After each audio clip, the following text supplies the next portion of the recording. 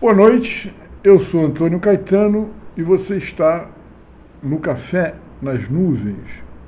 E este é mais um vídeo da minha nova playlist, Veriverse, que é também um web-livro sobre as vias do conhecimento metafísico, né? A ideia, como eu expliquei no vídeo anterior, é de que existem duas vias para a produção de conhecimento metafísico, né? Ou duas vias para a metafísica, a via contemplativa e a via introspectiva. Daí o título, Ver, contemplativo, e Ver-se, introspectivo, né? E hoje eu vou falar um pouco sobre a via contemplativa. Era minha intenção ter escrito alguma coisa hoje, mas por conta das circunstâncias inesperadas, não tive oportunidade.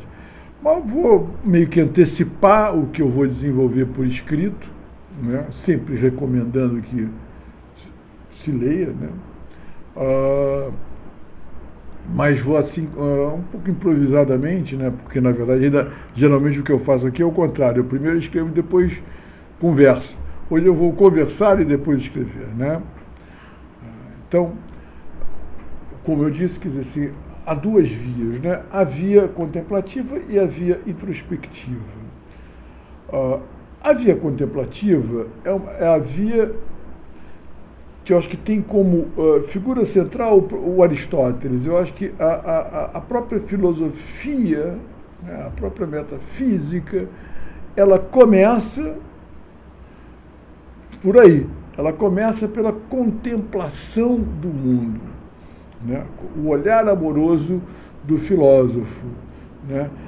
Vamos dizer assim, essa amorosidade já está implícita na palavra filosofia, por conta desse radical filo, que é amante, né? Amante, então essa coisa amorosa, esse olhar amoroso, e também está implícito na ideia de sujeito e objeto, né?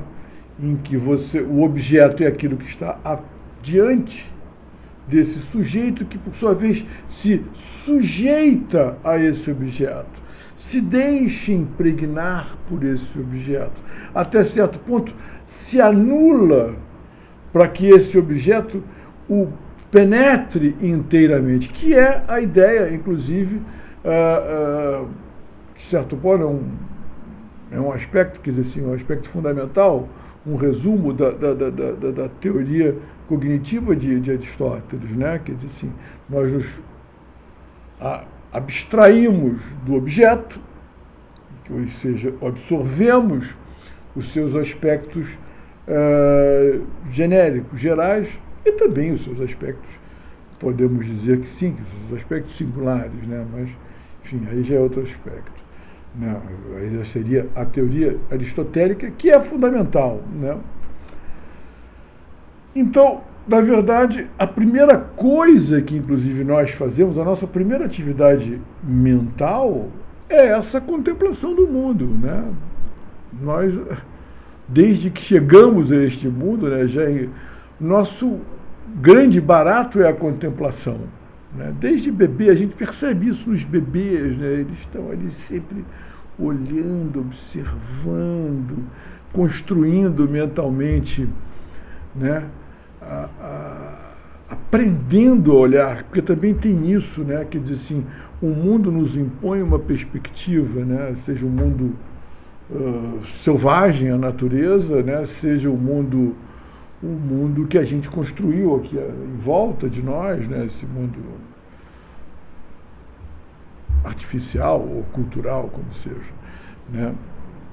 E cada ambiente tem a sua perspectiva, a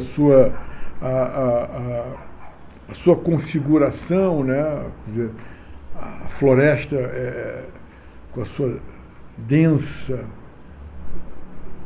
ela tem um horizonte mais curto, né? O mar tem um horizonte mais longo, e por aí vai. Quer dizer assim, então a gente também aprende a ver né? A gente vai aprendendo a ver desde pequeno, né?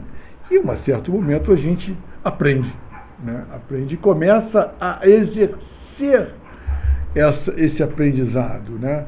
A gente aprende a ver e depois a gente aprende a produzir, acrescentar a essa visão comum novos dados, né? Mas esse observar contínuo do mundo, eu acho que qual é a primeira coisa, vamos aqui pensar intuitivamente, qual é o primeiro aspecto, o aspecto mais simples, mais óbvio, aquele que primeiro se destaca, sabe, nessa observação das coisas e do mundo, né? Eu acredito que seja a finitude das coisas, né? Eu acho que logo de cara a gente começa a perceber, ainda que de uma maneira muito intuitiva inicialmente, que as coisas acabam, né? Que as coisas têm começo, meio e fim, né? Que as coisas se interrompem e se retomam, às vezes, sim ou não, que as coisas envelhecem, né? Que as coisas morrem, né? Ou são consumidas, né? Assim é com o dia, com os dias e noites, assim é com os objetos, né? As frutas que a gente come, os nossos alimentos, com as flores, com as plantas, enfim, o tempo passa o tempo todo, né? E aí a gente percebe logo de cara essa finitude, né? E dessa finitude a gente já começa a poder extrair alguns aspectos consequentes, né? Eu acho que a primeira coisa que a gente extrai, assim, de imediato, a gente conclui, é que o mundo está submetido basicamente a uma condição binária. É, não é, não é, não é.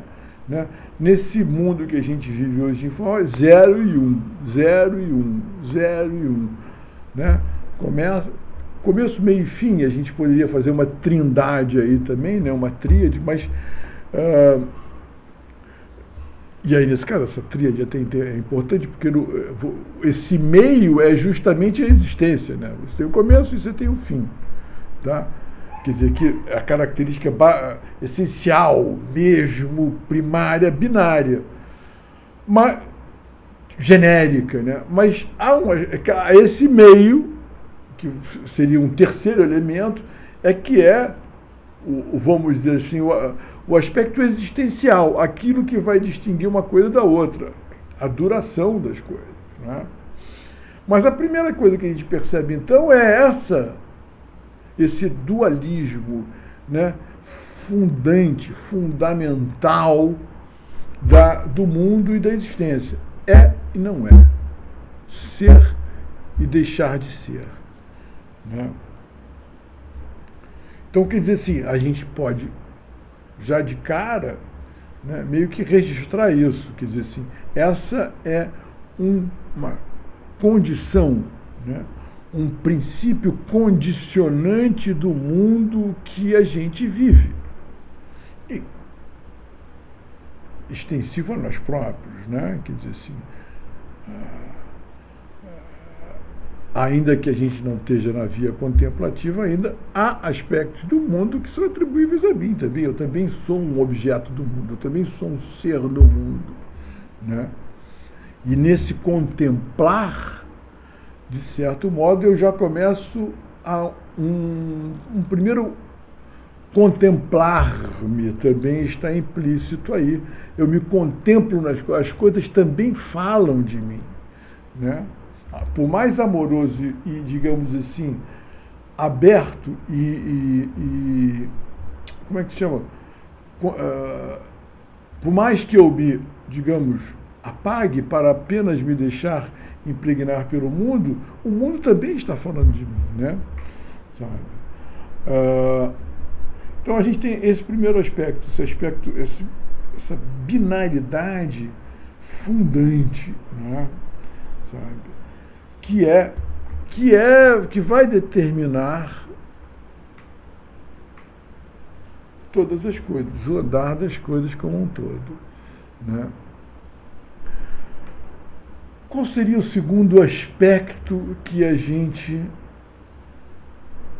Quais são os outros aspectos que a gente vai percebendo do mundo, né? Eu acho que um aspecto que a gente, meio que decorrente dessa finitude, né, é o que a gente vai chamar em filosofia de contingência das coisas. Quer dizer assim, tudo que acontece poderia não acontecer. Nada parece acontecer de um modo necessário, não é?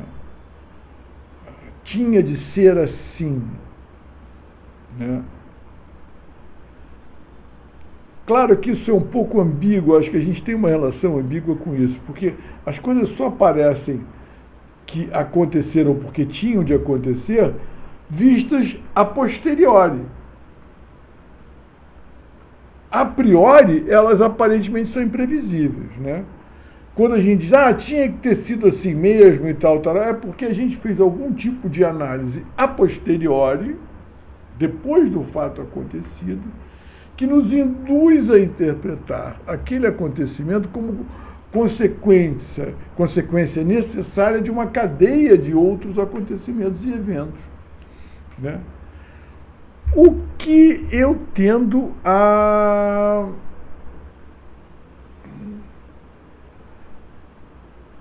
não ver no sentido forte, quer dizer, ainda que você tenha, por análise, possa ser levado a concluir que um fato decorre de uma cadeia de outros fatos, ok, exatamente, essa cadeia de fatos, quer dizer, as coisas não acontecem do nada, né?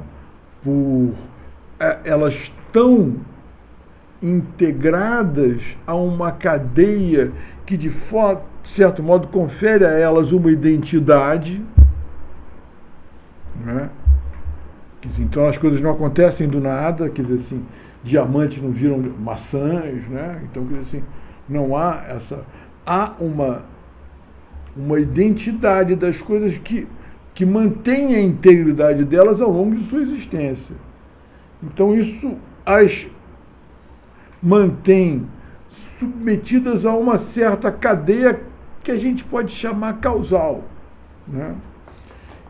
Mas essa cadeia, ela não é, digamos, dentro desse campo próprio de cada coisa, né? Os acontecimentos se dão de uma maneira livre, contingente, quer dizer assim, não é necessário, quer dizer, então é muito comum a gente, a criança, aquela maçã só vai deixar de existir se eu comê-la, né? Eu não sei se vocês lembram dessas, mas isso é muito comum na infância, a gente ficar nessa coisa de como é que a ação da minha vontade interfere sobre as coisas, né? Como é que eu posso, por exemplo, quem nunca brincou, né, com formiguinhas, né, com o destino brincou de Deus, né, com o destino das formiguinhas, né? Aí você mata a formiguinha, coitadinha, acabou. Então você corta aquela cadeia que vem do formigueiro, né, para ver ela se formar de outra maneira. Quer dizer assim, você começa a perceber que não fosse a sua ação, aquilo teria uma continuidade. Quer dizer assim, então, há sempre essa relação, tudo está meio relacionado, mas essa relação é contingente, quer dizer assim, ela não é obrigatória, né? Então, nessa contingência que parece abarcar tudo parece contingente, né? Tudo parece submetido a causalidades mais ou menos inesperadas, mais ou menos imprevisíveis, né? Sabe? isso parece ser uma outra característica comum. Então a gente poderia dizer, é engraçado, o mundo é binário, né? Quer dizer assim, a gente descobre essa dualidade do ser e deixar de ser. A gente descobre essa logo de cara, essa contingência, que por sua vez implica uma liberdade das coisas. As coisas não... O mundo parece ser tragicamente livre, ele parece estar, digamos, não exatamente submetido, mas ele está num permanente diálogo com imerso em relações que ultrapassam até o nosso entendimento, né? Então, já tenho aqui 15 minutos, então fiquemos com essas duas primeiras impressões que temos do mundo, né, na nossa contemplação. E amanhã vamos refletindo sobre isso, e amanhã vamos ver se a gente tem mais algumas coisas a dizer sobre esse assunto, né? Eu até convido a você, se você tiver alguma coisa que você perceba assim, não, é outra coisa que eu acho que a gente percebe, é tal coisa, escreve aí num comentário qualquer aí embaixo. E aí, aqui embaixo também nos comentários eu vou deixar o endereço que eu não deixei, como sempre eu prometo e não ponho, do web livro Veriverso, tá bom? Então até amanhã com certeza eu vou gravar alguma coisa, talvez eu fique nessa batida de falar antes de escrever, porque eu estou sentindo, isso aqui agora uma confissão, uma certa dificuldade de escrever, né? Isso já às vezes me acontece periodicamente. Então, boa noite e até amanhã.